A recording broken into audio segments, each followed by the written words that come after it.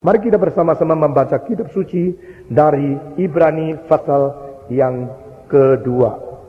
Ibrani pasal yang kedua, kita membaca bersama-sama dari ayat yang pertama. Ibrani pasal kedua, maafkan, dari ayat yang ke-5 sampai dengan ayat yang ke-8. Ibrani pasal kedua ayat 5 sampai dengan ayat yang ke-8. Sebab bukan kepada malaikat-malaikat telah ia taklukkan dunia yang akan datang. Yang kita bicarakan ini, ada orang yang pernah memberi kesaksian di dalam suatu nas, katanya, apakah manusia sehingga engkau mengingatnya, atau anak manusia sehingga engkau mengindahkannya. Namun engkau telah membuatnya untuk waktu yang singkat sedikit lebih rendah daripada malaikat-malaikat, dan telah memahkotainya dengan kemuliaan dan hormat. Segala sesuatu telah engkau taklukkan di bawah kakinya. Kita membaca bersama-sama pelan-pelan keempat ayat ini semua. 1, 2, 3. Sebab bukan kepada malaikat ia telah taklukkan dunia yang akan datang. Yang kita bicarakan ini, ada orang yang pernah memberi kesaksian di dalam suatu nas. Katanya, apakah manusia sehingga engkau mengingatnya, atau anak manusia sehingga engkau mengindahkannya. Namun engkau telah membuatnya untuk waktu yang singkat sedikit lebih rendah daripada malaikat-malaikat, yang telah memahkotainya dengan kemuliaan dan hormat. Segala sesuatu telah engkau taklukkan di bawah kakinya. Selanjutnya saya membaca, sebab dalam menaklukkan segala sesuatu kepadanya tiada ada sesuatu pun yang ia kecualikan, yang tidak takluk kepadanya. Tetapi sekarang ini belum kita lihat bahwa segala sesuatu telah ditaklukkan kepadanya. Sampai di sini pembacaan. Mari kita berdoa sekali lagi. Tuhan, berilah pengertian, kesadaran, bukalah pikiran kepada kami tentang nas-nas yang demikian sulit dan sangat penting. Kami berdoa kiranya Tuhan mencerahkan hati kami dengan bijaksana surgawi, membuka pikiran kami dengan urapan Roh-Mu yang kudus, dan memberi kami sesuatu pengertian, kesadaran yang akan mempertebal iman kami selama kami hidup di dalam dunia. Dengar doa kami yang kami panjatkan dalam nama Yesus Kristus, penebus dan juru selamat kami yang hidup. Amin. Saudara-saudara, minggu lalu kita telah membicarakan bahwa Injil diberitakan oleh Kristus sendiri, lalu disampaikan oleh orang mendengar kabar kita. Sesudah itu dikonfirmasi oleh Tuhan Allah. Itu sebab kita tidak boleh sembarangan dengan apa yang kita dengar tentang Injil. Jangan-jangan kita yang dibawa arus, bukan Injil yang ketinggalan, kita yang ketinggalan.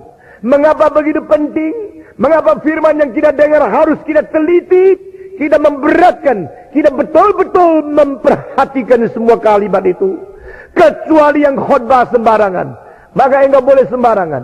Tapi kalau yang beritakan firman kepada kita ada yang sungguh-sungguh, ada yang berbeban betul dari Tuhan, dan adalah firman murni dari surga, setiap istilah, setiap kalimat tidak boleh kita sembarangan. Kita harus makin teliti untuk memelihara setiap kalimat yang kita dengar di dalam kuping kita. Karena ini dibicarakan sendiri oleh Tuhan Yesus. He himself came to speak to us. Sesudah itu disampaikan oleh mereka yang dengar, diberitakan lagi kepada kita, convey to us by those who listen. Sesudah itu dikonfirmasikan oleh Allah sendiri. Tidak ada dokumen apapun di dunia lebih serius daripada Injil yang diberitakan kepada kita.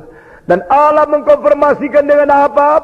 Dengan tanda-tanda, dengan ajaib, dengan kesembuhan, dengan mujizat. Maka di dalam 2 hari minggu saya berkata, agama Kristen adalah satu-satunya agama yang memiliki mujizat yang sejati. Saudara-saudara, the only religion with the true miracles.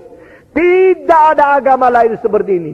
Saudara-saudara, bahkan orang Islam pun di dalam Al-Qurannya harus mengaku Yesus di dunia melakukan mujizat, tetapi Muhammad tidak pernah. Saudara-saudara, agama satu-satunya yang melakukan mujizat, Itu sebab tidak salah kalau kita mendoakan orang sakit. Saudara-saudara, jikalau ada orang sakit yang kau bawa ke gereja, lalu engkau minta setelah kebaktian didoakan oleh pendeta di sini, tidak salah. Kita boleh mendoakan mereka dan kita boleh mengharap, kita boleh berdoa supaya Tuhan menyatakan. Pada satu pihak kita melihat orang-orang yang biasakan diri memakai mujizat sebagai propaganda kekristenan. Mereka mempublikasikan dengan tidak bertanggung jawab. Barang siapa datang, barang siapa beriman, pasti disembuhkan. Itu melawan prinsip Alkitab. Tapi pihak yang lain, orang yang tidak mau dicap divine healing seperti itu, sama sekali tidak berani mendoakan orang sakit. Dua-duanya bukan ajaran dari Alkitab. Saudara-saudara, kita berhak mendoakan. Kita berhak datang kepada Kristus. Berhak minta Bapa mengulurkan tangan. Kita percaya mujizat. Tetapi kita tidak memperalat mujizat. Kita tidak memakai mujizat untuk menjadi propaganda penginjilan, untuk menguji Tuhan atau untuk mencobai Tuhan. Dan kita tidak akan membalikkan prinsip Alkitab dengan berkata jikalau manusia beriman harus Tuhan melayani. Tidak ada prinsip seperti itu. Saudara-saudara, meskipun ada ayat-ayat mirip seperti itu, tapi prinsip totalnya adalah Allah berdaulat. Allah mengasihani siapa, siapa dikasihani. Allah memberkati siapa, siapa diberkati. Sehingga kita harus taat mutlak kepada Tuhan. Saudara-saudara, bukan saja demikian, konfirmasi Tuhan Allah selain melalui mujizat, tanda-tanda ajaib dan kuasa yang besar, juga dia mengirim Roh Kudus yang dibagikan, dan Roh itu menjadi berada di dalam diri orang yang menerima Injil dan bersaksi bahwa dia adalah anak Allah.